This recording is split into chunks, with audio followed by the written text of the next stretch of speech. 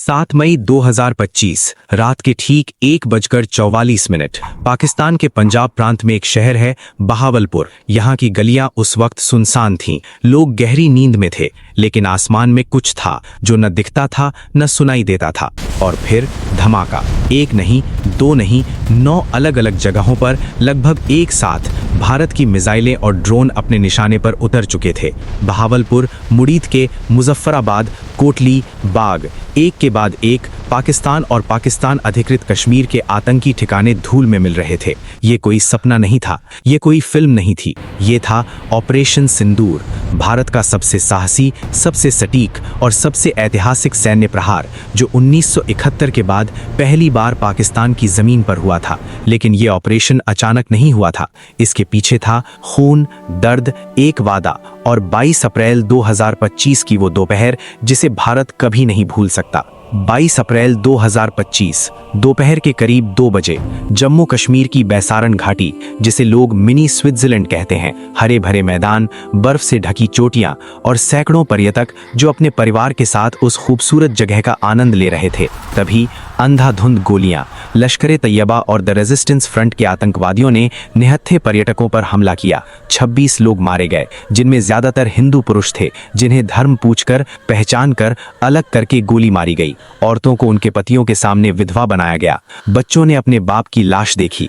ये सिर्फ एक आतंकी हमला नहीं था, ये एक संदेश था, भारत को, उसके नागरिकों को, उसकी आत्मा को तोड़ने का प्रयास। लेकिन इस बार भारत टूटा नहीं, भारत जागा। प्रधानमंत्री नरेंद्र मोदी उस वक्त सऊदी अरब के दौरे पर थे। खबर मिलते ही उन्होंने दौरा बीच में छोड़ा और वापस दिल्ली लौटे। अगले 24 घंटों में भारत की सुरक्षा कैबिनेट की बैठकें शुरू हुईं और एक निर्णय लिया जाने लगा जो इतिहास बदलने वाला था। पहलगाम हमले के बाद पूरा देश सड़कों पर था। भारत सरकार ने तुरंत कई कड़े कदम उठाए। सिंधु जल संधि, जो 1960 से चली आ रही थी, को तत्काल प्रभाव से निलंबित कर दिया गया। पाकिस्तानी नागरिकों के वीजा रद्द किए गए। अटारी वाघा सीमा बंद की गई। पाकिस्तानी उच्चायुक्त को वापस भेजा गया। लेकिन इस्लामाबाद ने क्या किया? पाकिस्तान के रक्षा मंत्री ख्वाजा आसिफ ने बयान दिया कि भारत हमला करने की हिम्मत नहीं रखता। पाकिस्तानी सेना ने अपनी परमाणु क्षमता का हवाला देकर भारत को धमकी दी। पाकिस्तानी मीडिया ने इसे भारत का डर बताया। यही उनकी सबसे बड़ी गलती थी, क्योंकि उसी वक्त दिल्ली में, सासा और स्कैम्प में और भारत के खुफिया तंत्र के गहरे कमरों में ऑपरेशन सिंदूर की ब्लूप्रिंट तैयार हो रही थी। भारतीय खुफिया एजेंसी रॉ और सैन्य खुफिया विभाग ने वर्षों से पाकिस्तान और पाकिस्तान अधिकृत कश्मीर में मौजूद आतंकी ढांचे का नक्शा तैयार किया हुआ था। हर कैंप, हर ट्रेनिंग सेंटर, हर लॉन्च पैड, सब दर्ज थे। ऑपरेशन सिंदूर के लिए 9 ठिकाने चुने गए। बहावलपुर, जैश-ए-मोहम्मद का मुख्यालय, यही वो जगह है जहां से 2019 का पुलवामा हमला समन्वित हुआ था। जैश के सरगना मसूद अजहर का गृहनगर। मुरीद के लश्कर तैयबा का मुख्यालय, यही वो संगठन है जिसने 2008 में मुंबई पर हमला किया था। 26/11 के मास्टरमाइंड हाफिज सईद का गढ़। मुजफ्फराबाद, पाकिस्तान अधिकृत कश्मीर की राजधानी के पास आतंकी लॉन्च पैड। कोटली और बाग, जहां से भारतीय कश्मीर में घुसपैठ की जाती थी। और इसके अलावा 4 और ठिकाने जो उतने ही घातक थे। इन 9 ठिकानों को चुनने में एक बात का विशेष ध्यान रखा गया, ये सभी आतंकी ढांचे थे, पाकिस्तानी सेना के ठिकाने नहीं। भारत नहीं चाहता था कि ये युद्ध में बदले, वो चाहता था कि संदेश सटीक हो। ऑपरेशन सिंदूर सिर्फ एक सैन्य कार्रवाई नहीं था, ये भारत के स्वदेशी रक्षा उद्योग की परीक्षा भी था। इस ऑपरेशन में जो हथियार इस्तेमाल हुए वो भारत की बदलती ताकत की कहानी कहते हैं। स्कैल्प क्रूज मिसाइल, फ्रांस से हासिल। राफेल लड़ाकू विमानों से दागी गई। 300 किलोमीटर से ज्यादा की मारक क्षमता, पाकिस्तान के वायु रक्षा तंत्र को चकमा देते हुए सीधे लक्ष्य पर। हैमर स्मार्ट बम, जो जीपीएस और इंफ्रारेड गाइडेंस से लैस था, अत्यंत सटीक, जिससे नागरिक नुकसान से बचा जा सका। लॉइटरिंग म्यूनिशंस, जिन्हें कामिकाजे ड्रोन भी कहते हैं, ये घंटों हवा में मंडराते हैं और फिर अपने निशाने पर खुद को गिराते हैं। इसके साथ ही राफेल, सुखोई 30 MKI और मिराज 2000, भारतीय वायुसेना के इन विमानों ने भारतीय सीमा में रहते हुए ही पाकिस्तान के अंदर गहरे ठिकानों को निशाना बनाया। भारत ने पहली बार अपनी वायुसेना की लंबी दूरी की सटीक मारक क्षमता को युद्ध में परखा, और वो परख खरी उतरी। 7 मई 2025 रात 1:44 भारतीय वायुसेना और सेना के विशेष अभियान दल एक साथ सक्रिय हुए। अलग अलग दिशाओं से अलग अलग हथियार प्रणालियां एक साथ चली, ताकि पाकिस्तान के पास प्रतिक्रिया का वक्त ना हो। बहावलपुर में जैश के मुख्यालय पर मिसाइल गिरी, मुरीद के में लश्कर के परिसर को ध्वस्त किया गया। मुजफ्फराबाद के पास के लॉन्च पैड नष्ट हुए। पाकिस्तान का वायु रक्षा तंत्र उस रात या तो चकमा खा गया या उसे प्रतिक्रिया करने का मौका ही नहीं मिला। पूरा ऑपरेशन महज 23 मिनट में 9 ठिकाने। भारतीय सेना का एक भी जवान शहीद नहीं, भारत का एक भी विमान नष्ट नहीं। सुबह होते होते दुनिया जाग रही थी और खबर फैल रही थी कि भारत ने वो कर दिया जो दशकों से होना था। पाकिस्तान चुप नहीं रहा। 8 और 9 मई को पाकिस्तान ने भारत के सीमावर्ती इलाकों में ड्रोन और मिसाइलें दागी।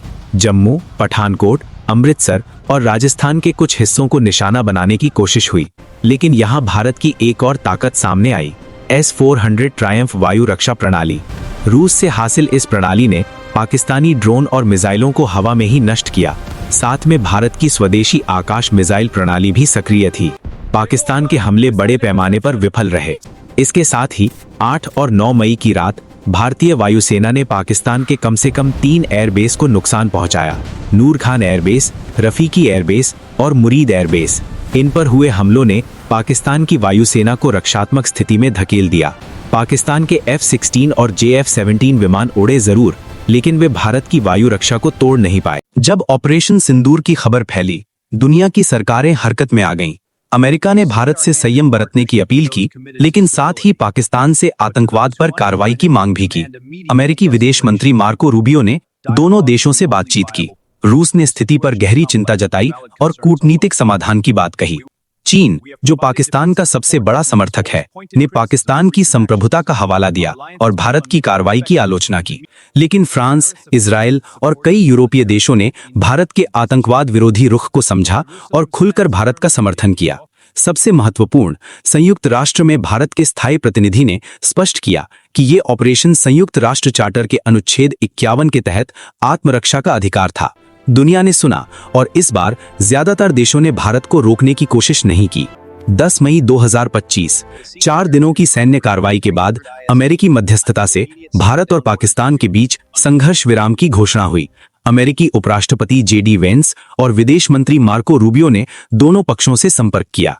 पाकिस्तान की तरफ से director general of military operations ने भारत के DGMO से बात की और सीज फायर तय हुआ।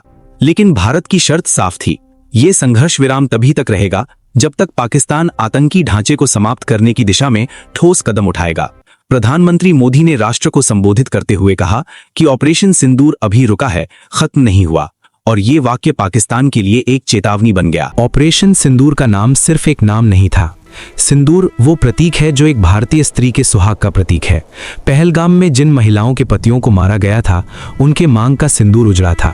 इस ऑपरेशन का नाम उन्हीं के लिए रखा गया। ये नाम भारत का एक भावनात्मक संदेश था कि हम अपने नागरिकों का बदला लेते हैं, कि आतंकवाद की कीमत चुकानी होगी, कि सिंदूर उजाड़ने वालों को भारत नहीं छोड़ेगा। और इतिहास की नज़र से देखें तो ये 1971 के बाद पहली बार था जब भारत ने पाकिस्तान की मुख्य भूमि पर सैन्य हमला किया। 2016 का सर्जिकल स्ट्राइक पाकिस्तान अधिकृत कश्मीर तक था।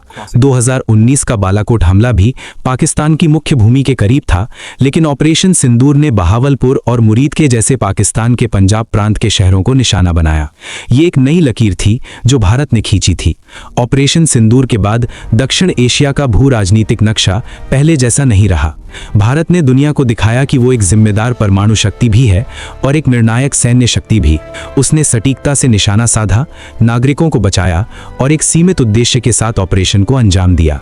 पाकिस्तान को समझ आ गया कि परमाणु छाता हर बार काम नहीं आता और आतंकवाद को पालने की कीमत अब सीधे उसकी जमीन पर चुकानी होगी। चीन ने देखा कि भारत अब हिचकिचाता नहीं और दुनिया ने देखा कि 140 करोड़ भारतीयों का धैर्य असीमित नहीं है। पहलगाम में जिन माओं ने अपने बेटे खोए, जिन बच्चों ने अपने बाप को जाते देखा, जिन पत्नियों का सिंदूर उजड़ा, उन सब के लिए ऑपरेशन सिंदूर एक जवाब था। अधूरा शायद, क्योंकि आतंकवाद एक रात में नहीं मिटता, लेकिन ये जवाब था स्पष्ट, साहसी और ऐतिहासिक। भारत ने 7 मई 2025 को दुनिया को बता दिया, अब की बार भारत सहेगा नहीं।